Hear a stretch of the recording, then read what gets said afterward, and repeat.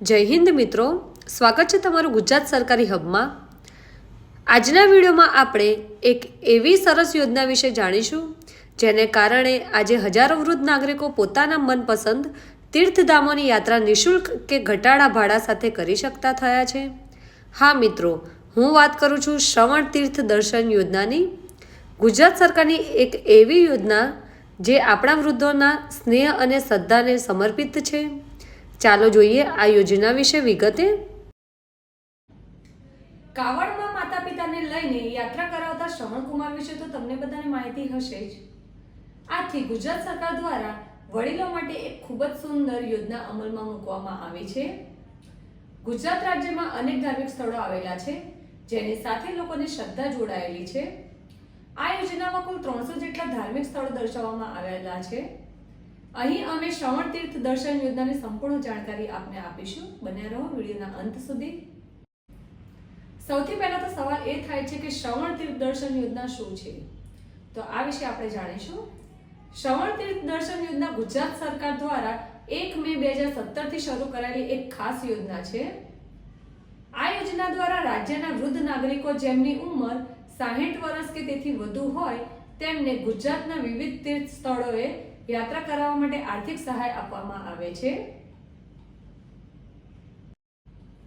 આ યોજનાનો મુખ્ય હેતુ શું છે, તો વૃદ્ધ નાગરિકોને ગુજરાતના પ્રખ્યાત તીર્થધામોની યાત્રા કરવાની તક આપવી, ધાર્મિક યાત્રાઓ માટે બસ ભાડામાં સબસિડી આપવી, રહેવા અને ભોજન માટે નાની સહાયરૂપ રકમ આપવી, સમાજમાં વૃદ્ધ નાગરિકો માટે સંવેદનશીલતા વિકસાવવી। હવે સવાલ એ છે કે આ લાભ કોણ લઈ શકે છે, તો અરજદાર ગુજરાત રાજ્યનો નાગરિક હોવો જરૂરી છે।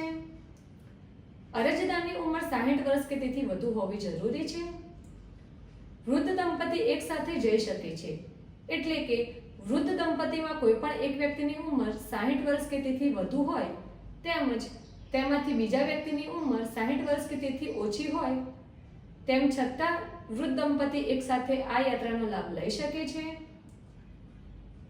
જો કોઈ વ્યક્તિ 75 વર્ષ કે તેથી વધુ હોય તો એકલા જઈ રહ્યા હોય તો તેમના સાથે એક સહાયક સાથે લઈ જઈ શકાય છે જેમની ઉંમર 60 વર્ષ કે તેથી ઓછી હોવી જરૂરી છે।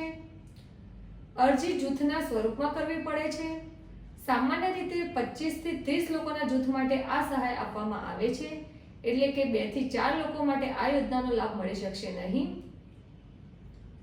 અહીંયા તમને સ્ક્રીન ઉપર જોવા મળી રહ્યા છે કેટલાક રાજ્યોના હેલ્પલાઇન નંબર। તમે અહીંયા જિલ્લાના હેડક્વાર્ટર નંબર ઉપર કોલ કરીને વધુ ડિટેલ માહિતી મેળવી શકો છો। હવે વાત કરીશું કે આ યોજનાનો લાભ લેવા માટે અરજી કેવી રીતે કરવી। આ યોજનાનો લાભ લેવા માટે તમે 2 રીતે અરજી કરી શકો છો, પરંતુ તે પહેલા તમારે એક જૂથ રેડી કરવું પડશે, એટલે કે તમારે 25 થી 30 સભ્યો તૈયાર કરવા પડશે। આ સભ્યોમાંથી કોઈ પણ એક વ્યક્તિને તમારે તમારો લીડર બનાવવો પડશે। ત્યારબાદ તમારે નજીકના એસટી ડેપોમાં જઈને તમારે એક ફોર્મ સબમિટ કરવાનું રહેશે, જ્યાં તમારે દરેક સભ્યોની ડિટેલ્સ આપવાની રહેશે। ત્યારબાદ બીજી રીત છે ઓનલાઈન અરજી કરવી।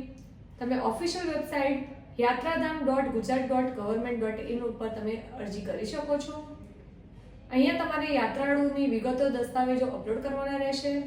ફોર્મ સબમિટ કર્યા બાદ સરકાર પાસેથી મંજૂરી મળતી હોય છે। આ યોજના માટે કયા કયા ડોક્યુમેન્ટ્સની જરૂર પડે છે, તો આધાર કાર્ડ, ઉંમરનો પુરાવો, ફોટો, રહેઠાણનો પુરાવો, જૂથ સંકલન કર્તાનું ઓળખપત્ર, ત્યારબાદ છે બેંક પાસબુક। આ યોજનામાં ખાસ સુવિધાઓ કઈ કઈ મળે છે, તો 75 વર્ષથી વધુ ઉંમર ધરાવતા વ્યક્તિ સાથે એક સહાયકને યાત્રા માટે પરવાનગી મળે છે। જૂથમાં ડોક્ટર, નર્સ, રસોઈયા જેવા સહાયક લોકો પણ લઈ જઈ શકાય છે। સરકાર યાત્રા માટે બસ વ્યવસ્થા, ભોજન અને આરામ માટે યોગ્ય વ્યવસ્થા કરી આપે છે। મિત્રો, આ હતી શ્રવણ તીર્થ દર્શન યોજના વિશેની માહિતી। શ્રવણ તીર્થ દર્શન યોજના એ આપણા માટે ભગવાનના દર્શનથી પણ મોટી ભેટ છે। જો આપના ઘરમાં કે પોષ મંડળમાં કોઈ વૃદ્ધ નાગરિક છે તો આ યોજના વિશે તેમને જરૂરથી જણાવો અને તેમને ધર્મ યાત્રાનું આ સોનેરી અવસર આપો। માહિતી પસંદ આવી હોય તો આ વિડીયોને જરૂરથી લાઈક કરજો। તમારા ફેમિલીમાં કે તમારા જાણીતા વૃદ્ધ દંપતી સુધી આ વિડીયો જરૂરથી શેર કરજો, જેથી આ માહિતી તેમના સુધી પહોંચે અને આ યોજનાનો તે લાભ લઈ શકે। ચેનલ ઉપર નવા આવ્યા છો તો ચેનલને જરૂરથી સબસ્ક્રાઇબ કરજો, બેલ આઇકનને પ્રેસ કરવાનું ભૂલતા નહીં, જેથી અમારા વિડીયોની નોટિફિકેશન તમારા સુધી પહોંચી રહે. આવી અવનવી ગુજરાત ગવર્મેન્ટની યોજનાઓ તેમજ જોબ વિશેની માહિતી મેળવવા માટે સબસ્ક્રાઇબ કરો અમારા ગુજરાત સરકારી હબને.